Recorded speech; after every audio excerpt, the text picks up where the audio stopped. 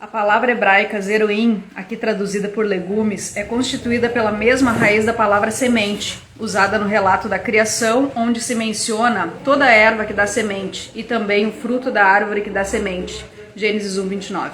Isso indica claramente que o pedido de Daniel incluía cereais, legumes e frutas. Boa noite, pessoal. Aqui é o Projeto Zeroim e eu gosto de ler essa parte para mostrar o que é a gente, por que a gente escolheu esse nome para o nosso projeto. E dentro desse projeto a gente tem vários pontos, vários segmentos, eu nem sei como chama, mas um dos pontos é ensinar para as pessoas sobre os 8 remédios naturais, como ter uma saúde mais simples, mais saudável, mais completa. E hoje a gente encerra com o 8º remédio, que a gente deixou por último, né? Com o nosso amigo, professor, palestrante, que eu nem sei quantos anos eu conheço, mas eu conheço bastante tempo. Daí apresentei a família pro Júlio, meu marido, que eu nem esqueci, né, de nos apresentar. Eu sou a Kelly, ele é o Júlio, meu marido.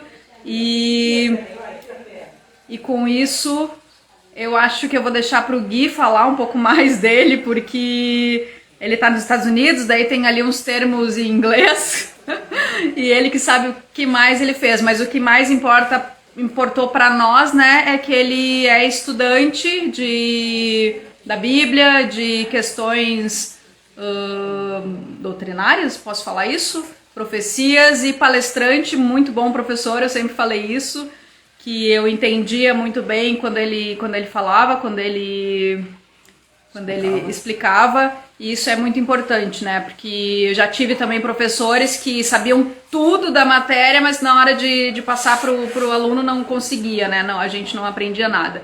Então, o Júlio vai ler mais um texto aqui pra gente entender sobre os 8 remédios naturais e a gente vai chamar o Gui daí. Tanto que ele é professor de Bíblia, né? Além de ter sido professor de Geografia também. Estávamos falando sobre os 8 remédios naturais, já falamos sobre ar puro, luz solar, abstinência ou outra palavra para o domínio próprio, isso, repouso, exercício físico, regime conveniente, uso de água e o que nós vamos falar hoje, que é a confiança no poder divino ou esperança em Deus, confiança em Deus, né? Enfim. Esses são os verdadeiros remédios. É o que diz aqui no livro Ciência do Bom Viver, na página 127. Vou chamar o nosso convidado de hoje.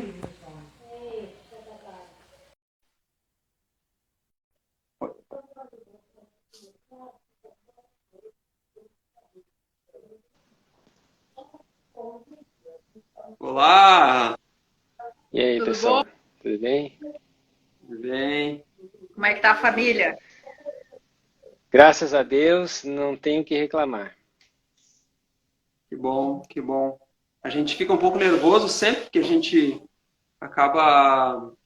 A gente é novo, né? Nisso. A gente é novo nisso. Embora a gente já venha fazendo algumas lives, mas é sempre um pouco tenso falar assim, né? Gui, o qual é o teu currículo? O que tu faz? Qual é o teu histórico assim, profissional? A gente sempre gosta de falar de com quem a gente está falando, né? Sei. Ah, bom, eu poderia ficar uma hora aqui falando um pouco da minha história, mas não vem o caso, né? Mas, assim, em termos gerais, eu sou formado em Geografia pela Universidade Federal de Santa Catarina. Lecionei no estado de Santa Catarina por quase 2 anos, antes de nós virmos aqui para os Estados Unidos. E aí, quando você migra para outro país, você tem que começar do zero, né?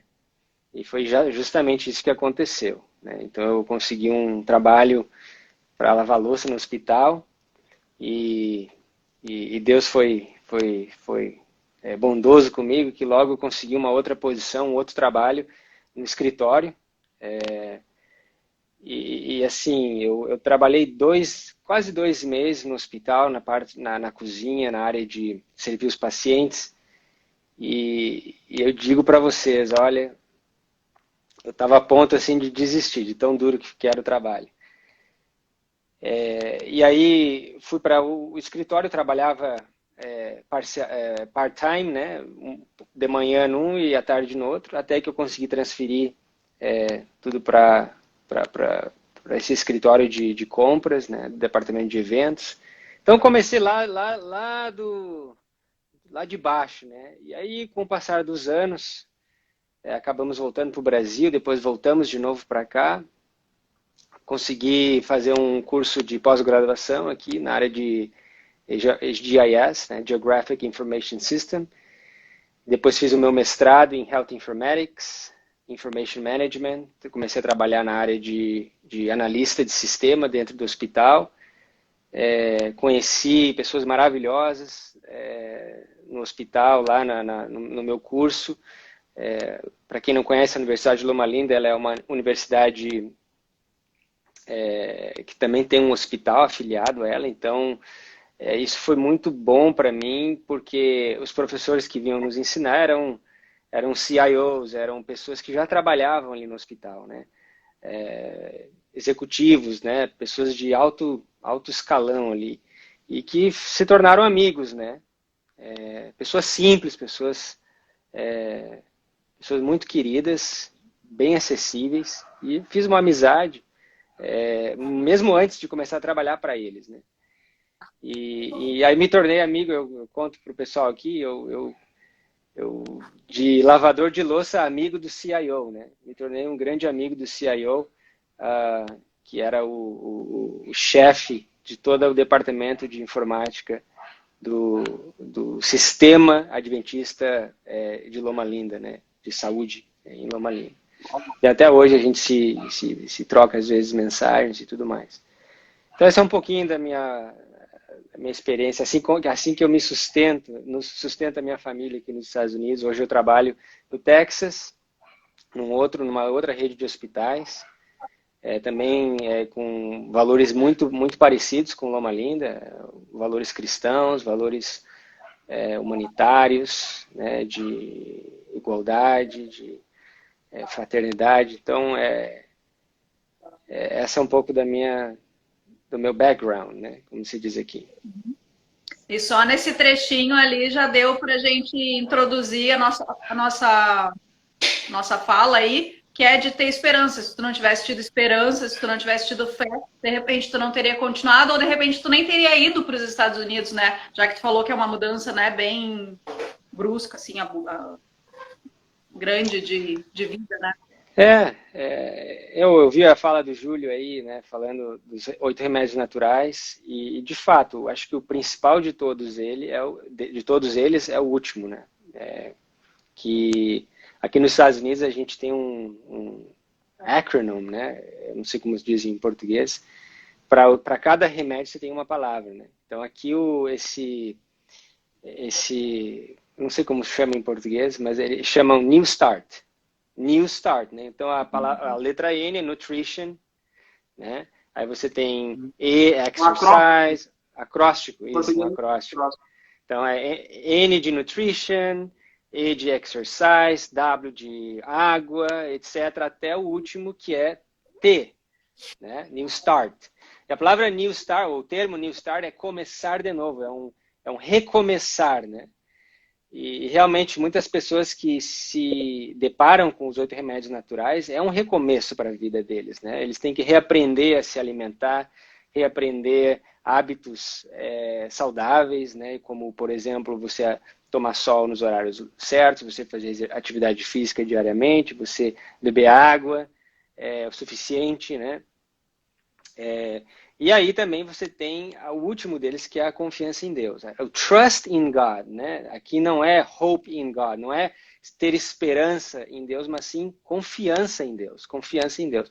Eu acho que existe uma diferença, né? Vamos lá, vamos começar aqui a entrar numa questão mais um pouco mais profunda, né? Ao tema do oitavo remédio. eu acho que existe uma diferença interessante quando a gente fala em esperança e confiança, né? Então, esperança, para mim, ela é um termo um pouco mais desconectado do conhecimento e do relacionamento. Por outro lado, a confiança, ela está muito mais conectado com o conhecimento e o relacionamento. Por exemplo, vocês são casados, né? Então, vocês confiam um no outro. Por quê? Porque existe um conhecimento mútuo e existe um relacionamento profundo. Agora, se vocês não tivessem casados, e vocês fossem solteiros, talvez, aí com seus 35, 40 anos, e não conseguissem ninguém, talvez vocês estariam esperando, né? Com aquela esperança de um dia encontrar alguém, né? A esperança, eu até olhei um pouco o termo, como é que esse termo é trazido no dicionário, né? A esperança, ela é simplesmente um sentimento de expectativa ou desejo para que algo aconteça. Então, ela não necessariamente está vinculada ao conhecimento ou ao relacionamento. Então, quando a gente fala em confiança em Deus, como o oitavo remédio, ele está justamente conectado, imbuído dentro desse conceito, mais dois conceitos, que é o conhecimento e também o relacionamento. Né? Então, eu pergunto para vocês, né? Se não houvesse um relacionamento entre os dois, ou para os casais aí que vão estar vendo, né? Se não há um relacionamento sadio, algo bom, fundamentado, estabelecido, né? Se não há um conhecimento mútuo entre o casal, como é que pode haver confiança? Realmente não. Você pode encher a boca para dizer que há confiança, mas de fato uma confiança cega, né? Uma confiança sem base nenhuma. Porque a confiança, ela realmente precisa de um conhecimento e também de um relacionamento. Muito bom. Bom, bom mesmo. Tem uma outra palavra, né, além de confiança, que é fé. Estava com Hebreus 11:1 aberto, que é o que abre a galeria do da fé, né, que a fé é o firme fundamento das coisas que se esperam e a prova das coisas que não se veem, né? Uhum. Justamente, né? Justamente, a fé, ela também está ligada a essa confiança. Por mais que muitas pessoas hoje tenham uma fé meio que cega, né? Sem muito relacionamento e sem muita confiança, eu acho que aqui a mensagem para nós também, quando nós falamos de saúde, né? Ou de prevenir doenças, ou de um relacionamento mais íntimo com o nosso cônjuge, com os nossos familiares, e uma coisa, algo mais saudável, né? Você precisa entender que a mesma demanda acontece com Deus também. Você não conseguirá ter uma fé forte sem um relacionamento, né? Porque realmente a fé, ela é o fundamento das coisas que se esperam. Então não é só esperança. Você espera, você está aí tendo esperança, mas não. Diz que ele é o fundamento. O fundamento é a substância, né? É aquilo que realmente, o conhecimento, é a confiança.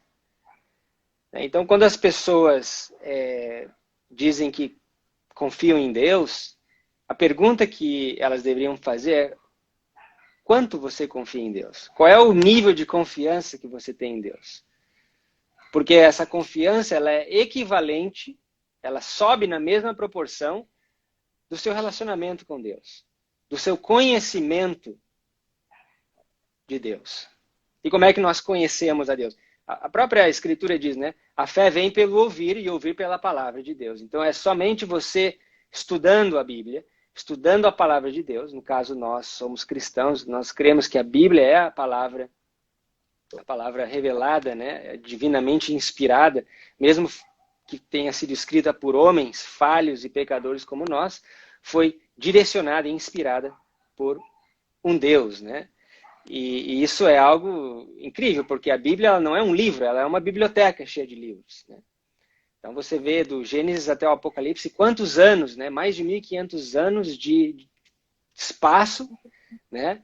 Mais de 40 autores, mais de 60 livros, e todos eles sem uma contradição aparente, né? Algo como se todos os profetas e os autores estivessem falando do mesmo tema, sobre a mesma coisa de forma consistente, né? Inclusive com profecias extremamente interessantes, né? Prevendo o futuro, coisas que já aconteceram no passado, justamente para confirmar essa confiança, né?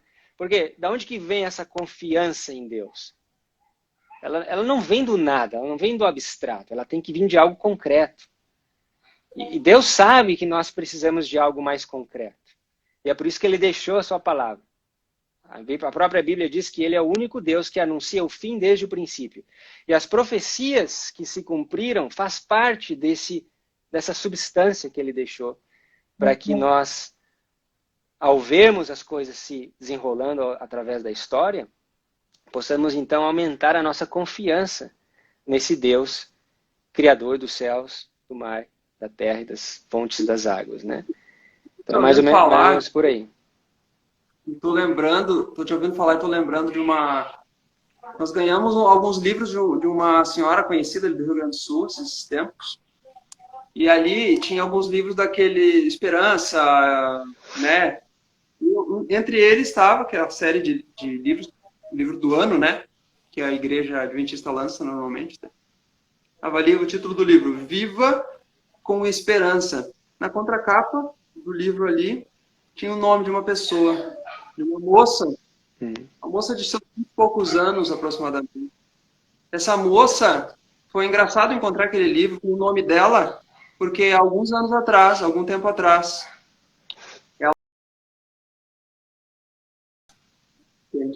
então, ela estava com o livro na mão, não sei se leu, mas aquele livro dizia na capa, Viva com Esperança. Ela perdeu a esperança, né?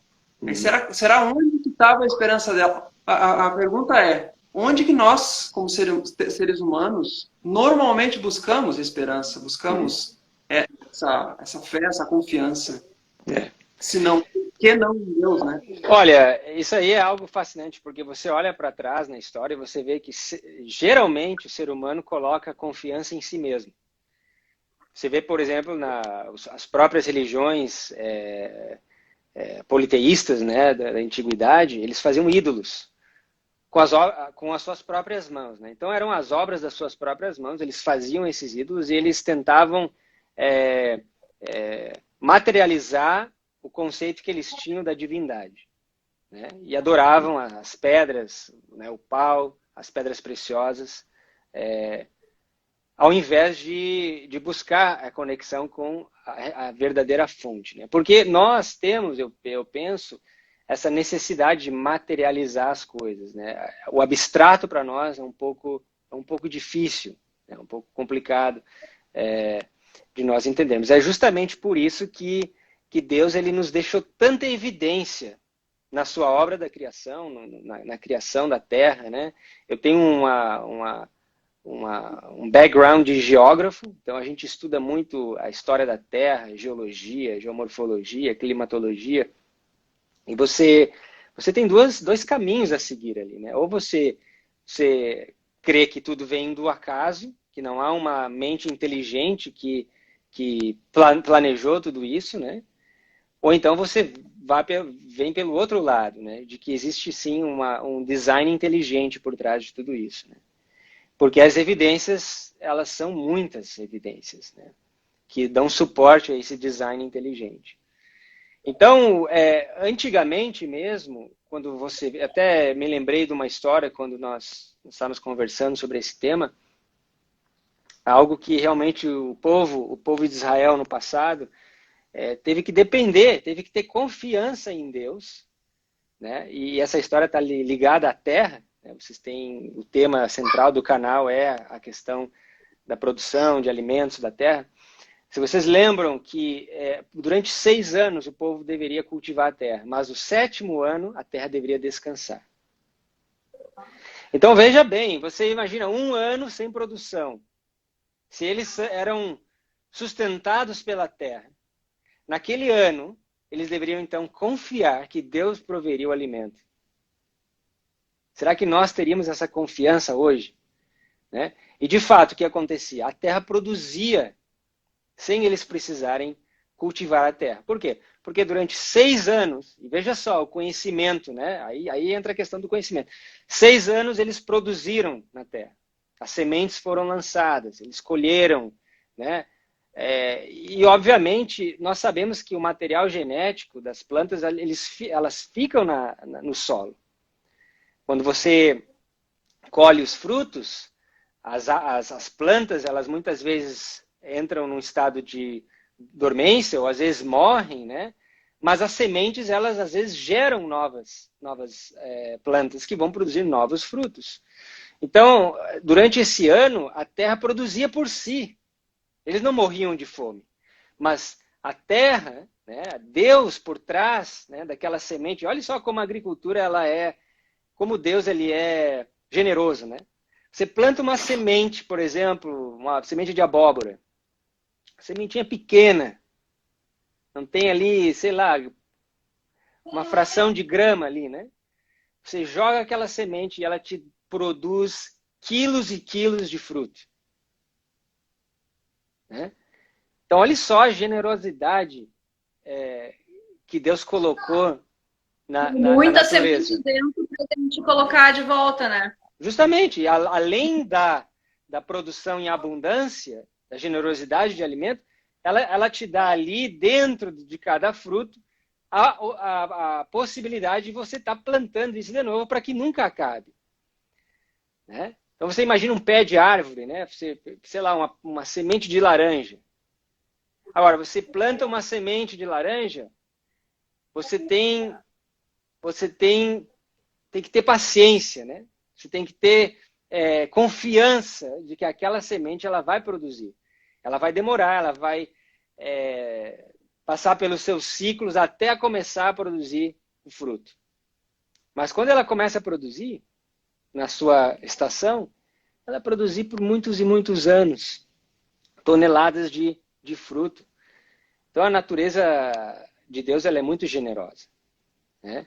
E então, voltando nessa questão do descanso da terra, o povo antigamente eles confiavam, não era só uma esperança de que Deus iria prover, não. Eles sabiam, eles tinham certeza, eles tinham confiança que daquela terra iria produzir o sustento para eles durante aquele ano.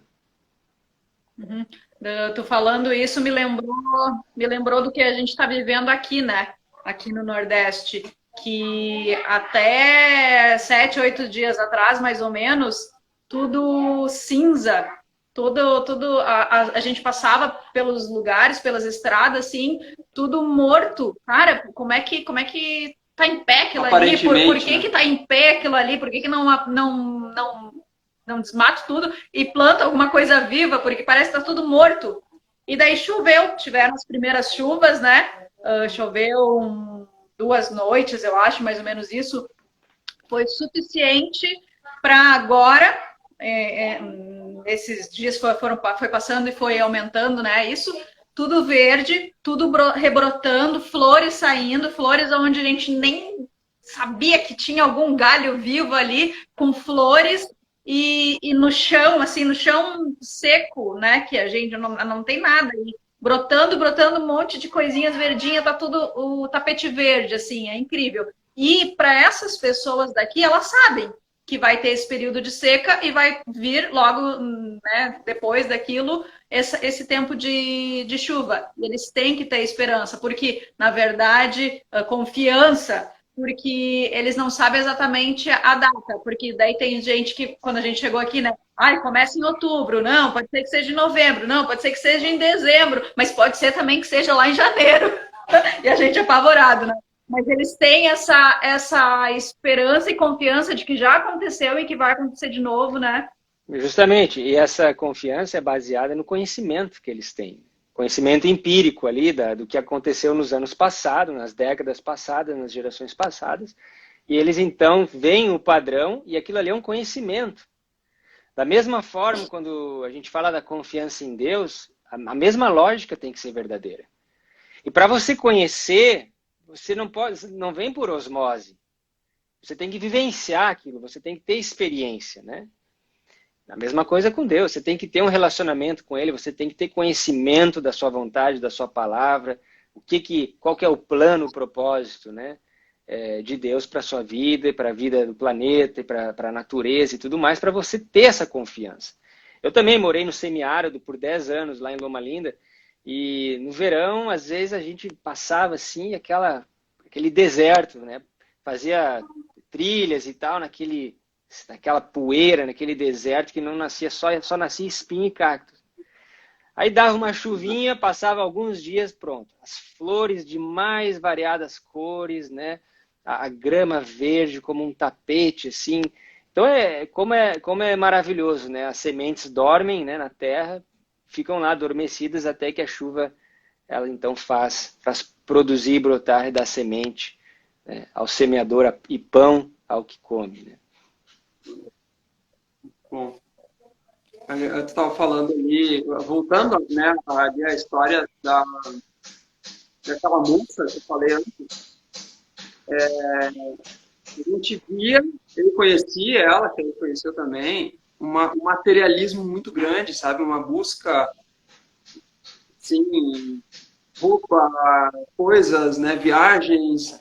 E mesmo tudo isso, não sei se drogas, não sei, mas eu sei que as drogas em medicamento, né? Havia.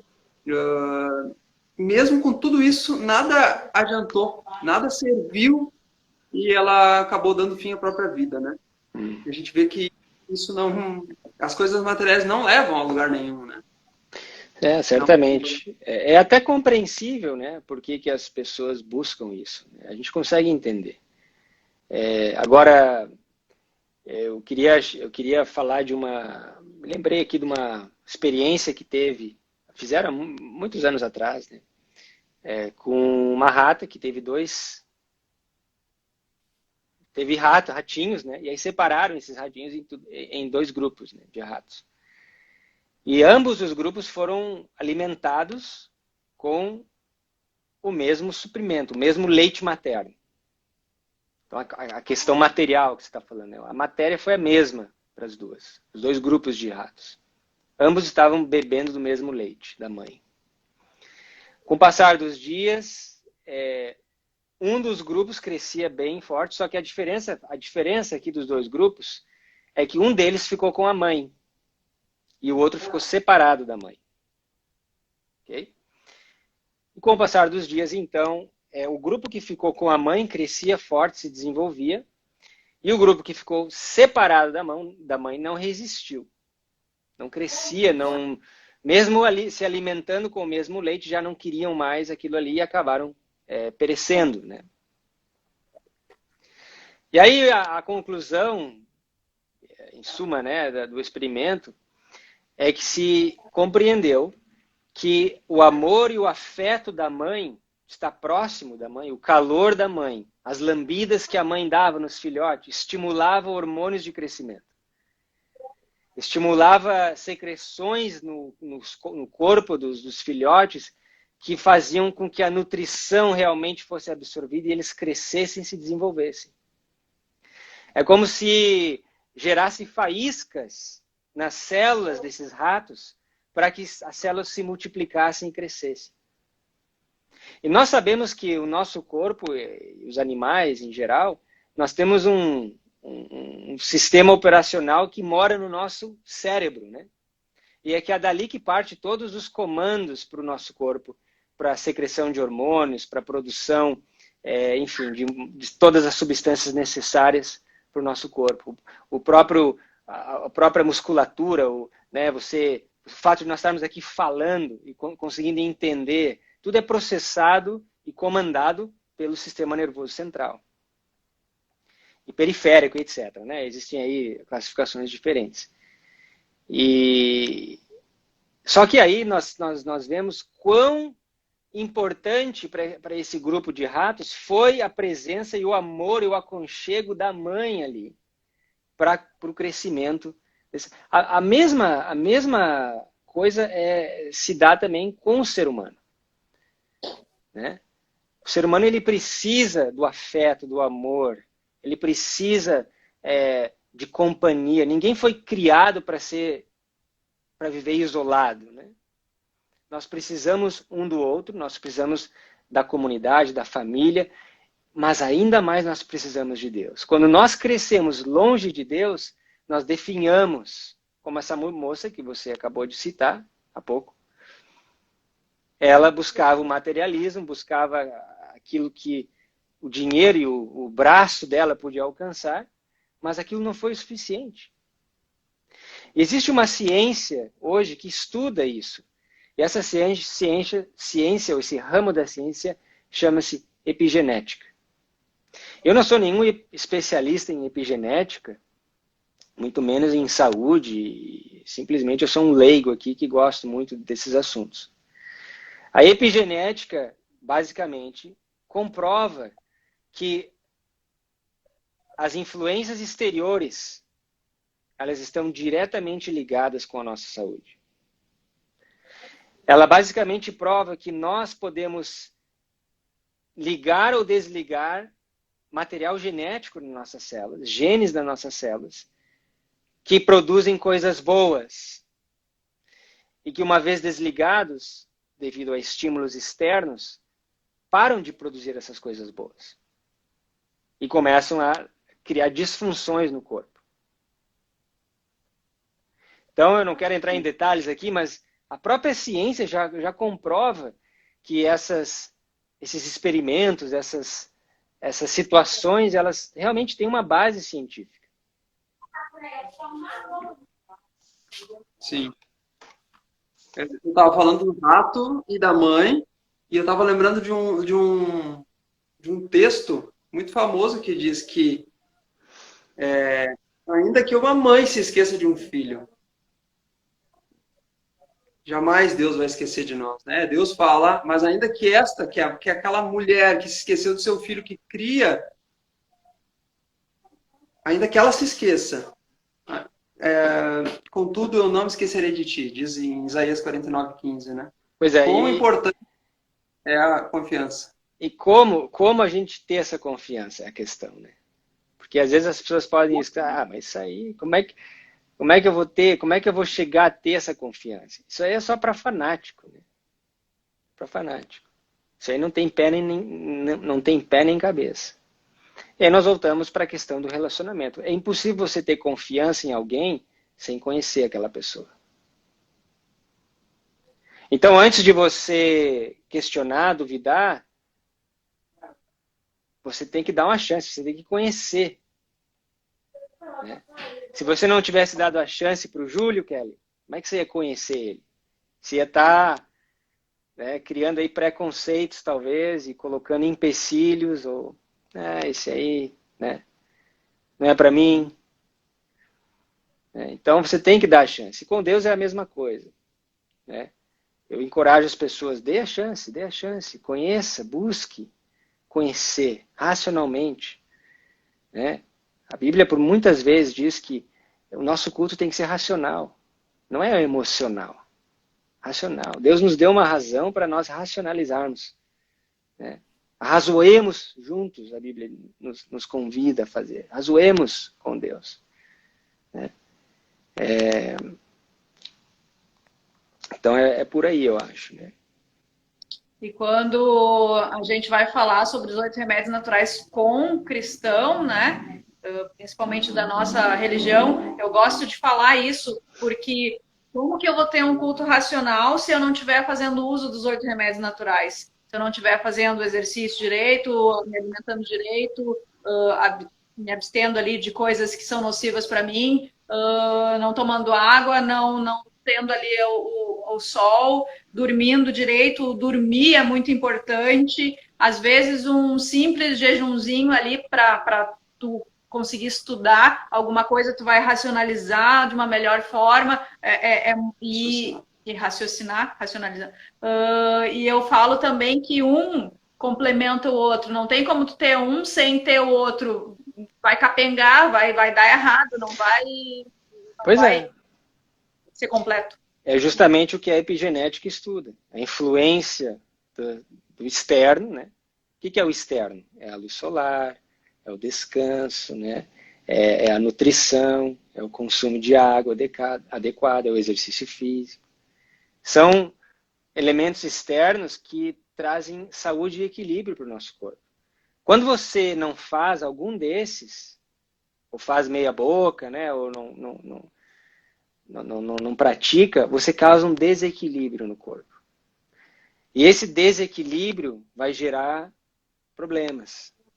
Né? Talvez você não veja o problema imediatamente, mas ao longo do tempo, ao longo dos anos, dos hábitos que são formados, você vai eventualmente ter problemas, desequilíbrios talvez na sua saúde mental, né? Talvez na sua saúde física. Né? Olha as doenças autoimunes aí, né? É uma epidemia de doenças autoimunes. Como é que você pode pensar e conceber, e isso a gente não via tanto no passado, que o teu próprio corpo agora entra em conflito contigo e começa a atacar células boas?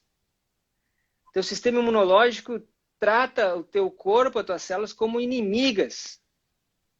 Como é que é isso?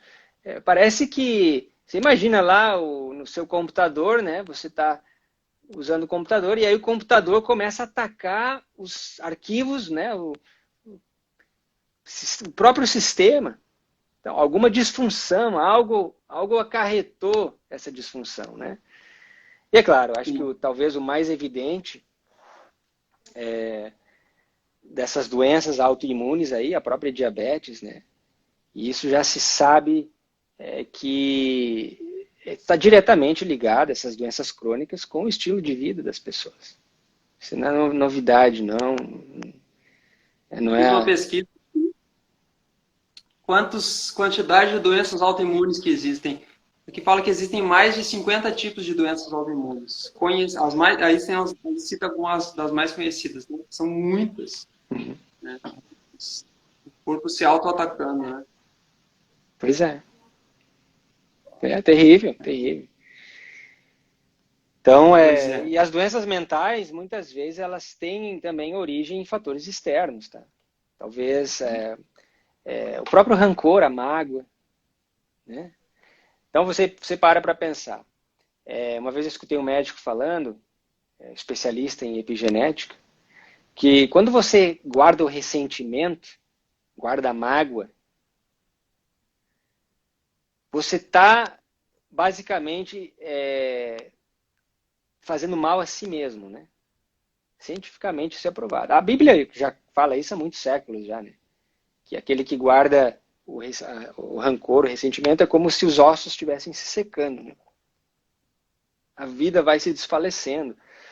Porque isso vai causar certos estímulos no teu cérebro, no teu sistema nervoso, e esses estímulos vão para todas as células do teu corpo. E esses estímulos, de acordo com esse médico, pode vir a alterar certos genes na tua... Ele usa o exemplo de como se o gene tivesse um botão que se ligasse e desligasse. Então, dependendo do estímulo, dependendo da faísca, imagina o carro, né? Quando as velas do carro estão ruins, estão com problemas, você tem problema, né? O carro ele não anda direito. Então, como se quando esse rancor, ou essa culpa, ou o que seja, né? Esses sentimentos muitas vezes guardados, começa a atrapalhar o funcionamento do motor do carro. É como se a vela tivesse lá enferrujada e a faísca já não conseguisse atuar na vela e gerar toda a combustão do motor. Então, no momento que você perdoa, você deixa aquilo passar, você se reconcilia, né, você deixa o rancor embora, quem é o maior beneficiado? É você mesmo. É você mesmo, né? Então, eu sei que existem certas pessoas que têm uma tendência de guardar mais do que outras. A minha esposa, a B, ela trabalha muito com essa questão dos temperamentos, né? Tem certos temperamentos que, por natureza, a personalidade da pessoa tende a guardar mais, e tem outros que tende a deixar né? Ok. Ficam ali, às vezes ficam irritados, furiosos naquele momento, mas depois, bum, esquece. Né?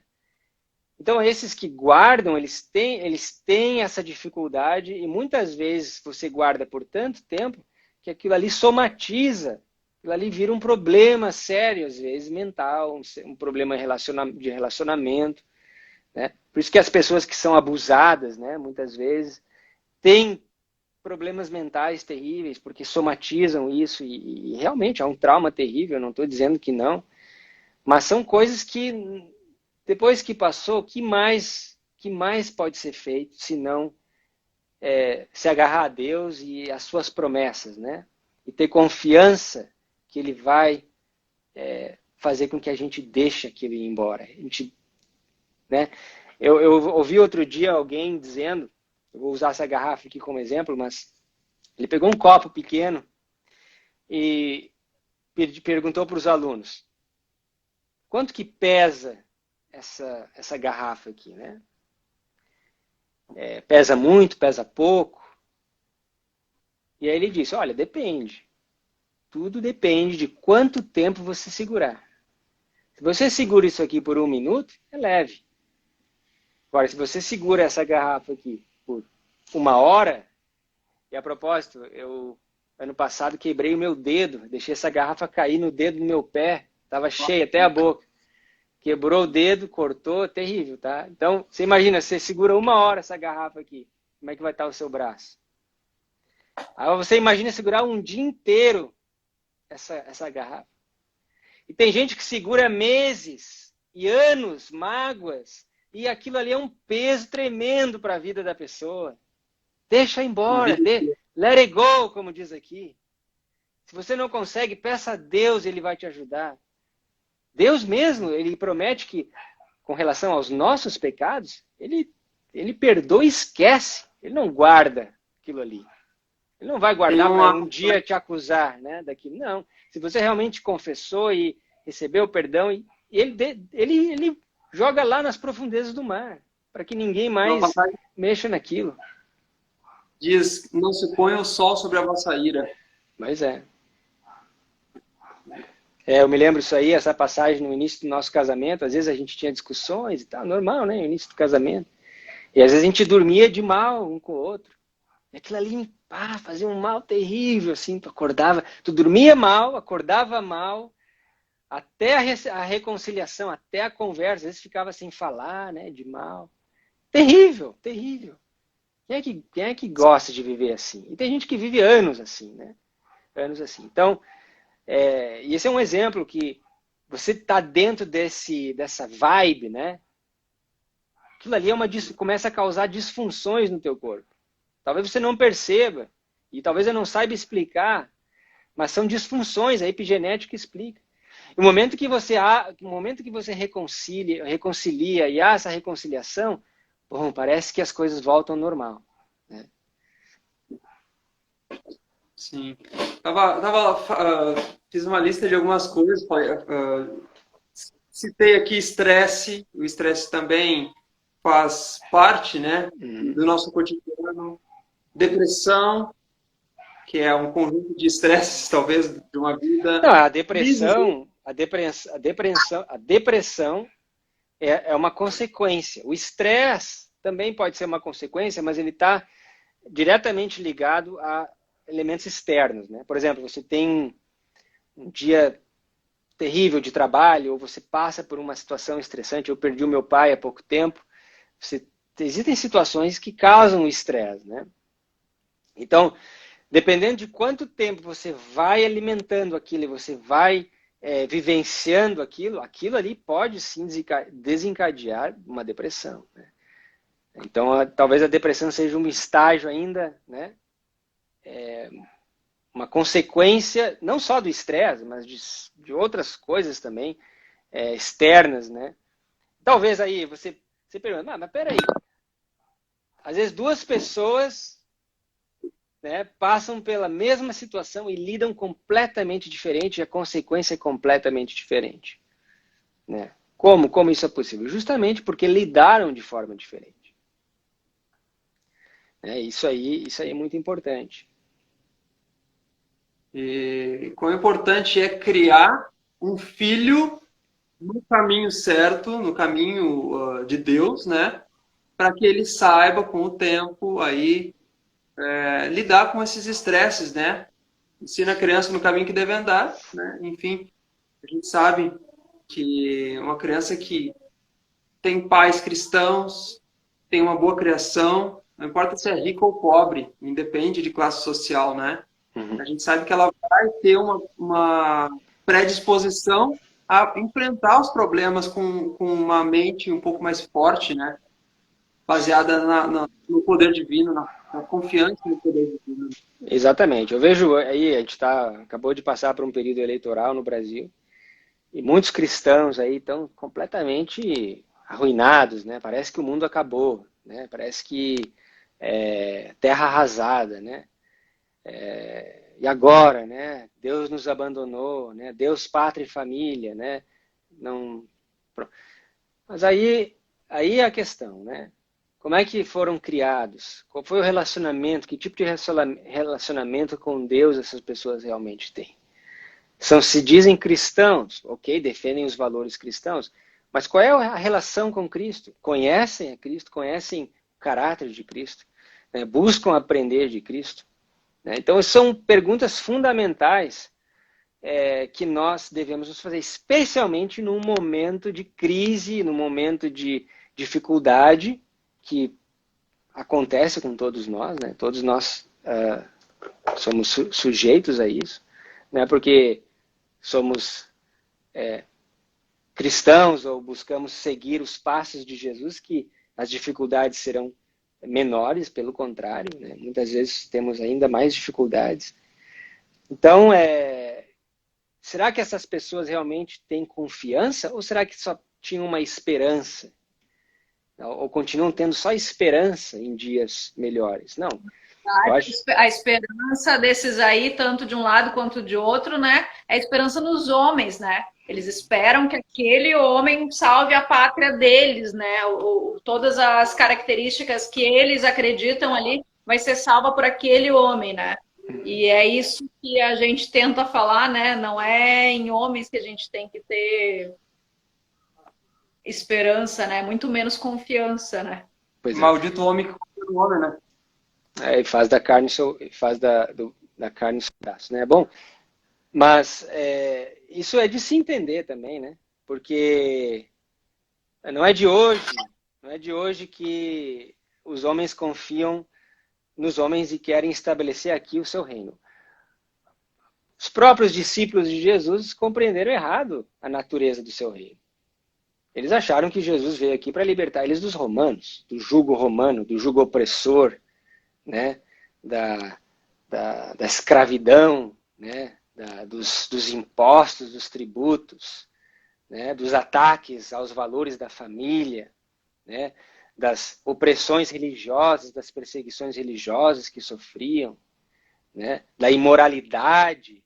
Me parece muito semelhante ao que nós estamos vivendo, né? E o que Cristo disse? Olha, sinto muito desapontá-los, mas o meu reino não é desse mundo. Eu não vim aqui para derrotar os romanos. Eu vim aqui para estabelecer um novo reino. Agora a pergunta é: que reino que nós queremos, né? Um reino aqui na Terra? Eu entendo, nós queremos o melhor para os nossos filhos aqui na Terra. E Deus também quer. É por isso que eu digo, temos que conhecer a Deus e os seus propósitos, os seus planos.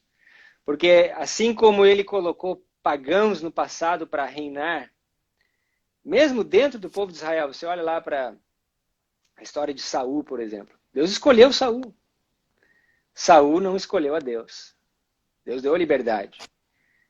Mas 40 anos ele ficou no trono, e a Bíblia só diz que o primeiro ano de Saul é que foi bom. O resto... Então veja só quanto tempo ele aturou aquele rei terrível que Israel teve. Primeiro, né? Perseguidor, fez uma chacina lá, um genocida de fato, né? Porque fez um genocídio contra os gibeonitas, né? Povo que tinha uma aliança de paz com Israel. Perseguiu e matou e mentiu e burlou e tentou fazer tantas coisas, né? Corrupção, etc. Fora os outros tantos reis corruptos que Israel teve. Né?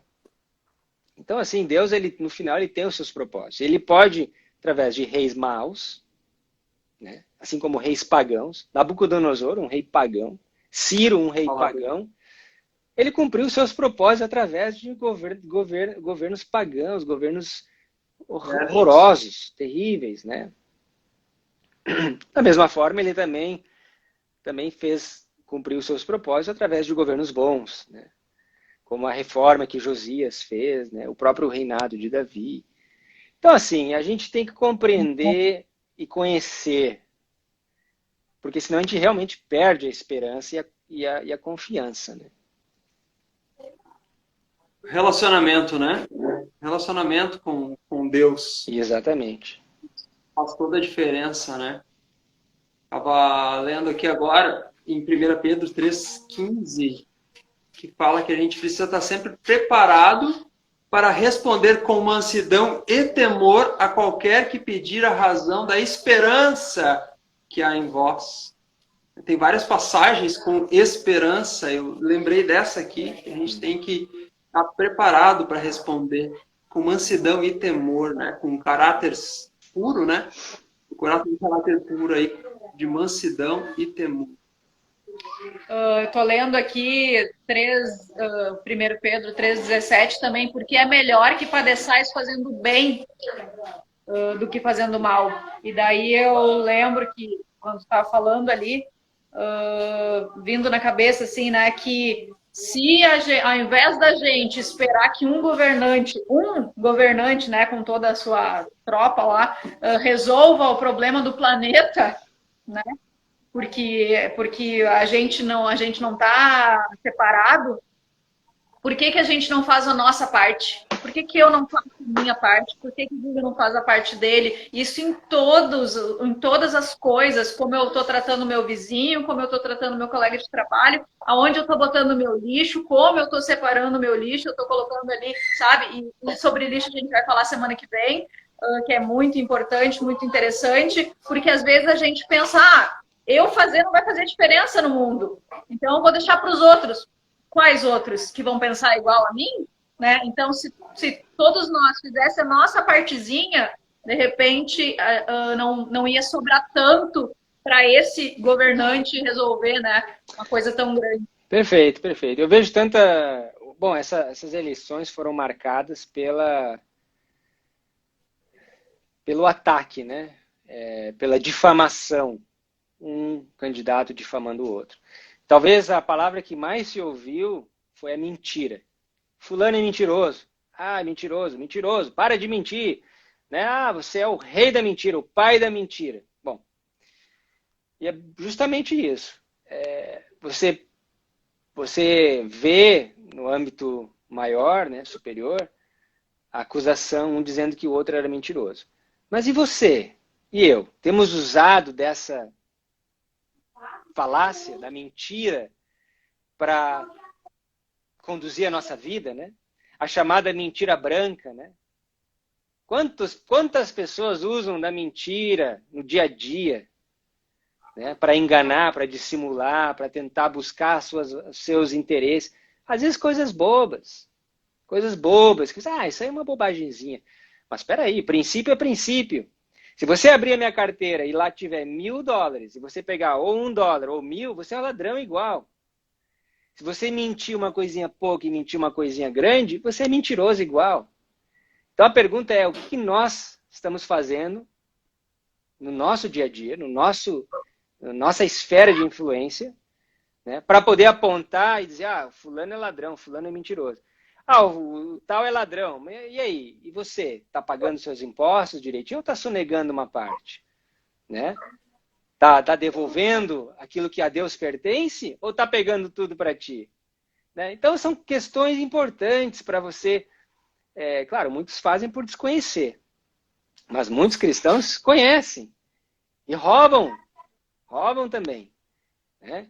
Então, assim, eu acho que a gente tem que parar, na minha concepção, né? Parar de focar tanto nos nossos direitos, mas focar mais nos nossos deveres. Cristo não veio para esse mundo para buscar os seus direitos. Pelo contrário, ele era o rei do universo e nasceu no meio do cocô de vaca. Essa é a verdade. Tá? Nós temos que focar nos nossos deveres. Qual que é o nosso dever como cristão? Né? Como muitos enchem a boca para dizer, nós somos cristãos, nós temos valor à família, nós valorizamos a pátria, né? As nossas crianças, ótimo, maravilhoso. Mas e no dia a dia? Como é que isso se torna em atos de bondade, em situações, em palavras, né? em hábitos? O nosso dever é servir, é buscar ajudar as pessoas. O verdadeiro cristão nasce no reino de Deus como um servo, como um missionário, alguém que está disposto a servir. Não importa se é grande, pequeno, rico, pobre, não importa. Todos somos chamados para o mesmo objetivo.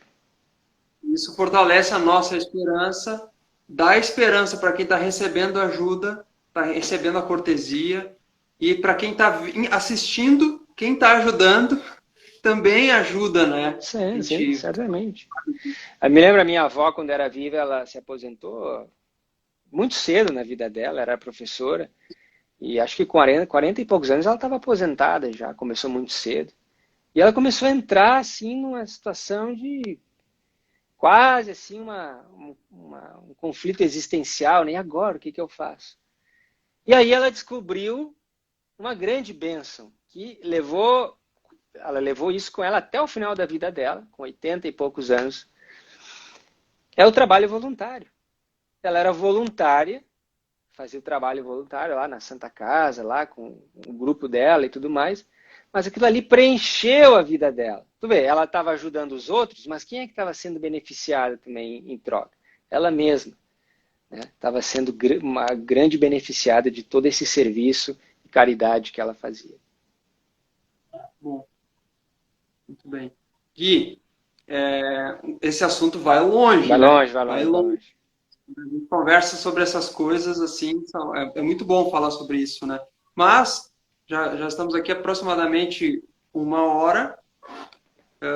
Acredito que a gente já encerra por aqui, mas a gente precisa falar para o povo aí que essa live ela fica gravada, ela permanece gravada no IGTV e depois eu baixo e subo pro YouTube, pro nosso canal.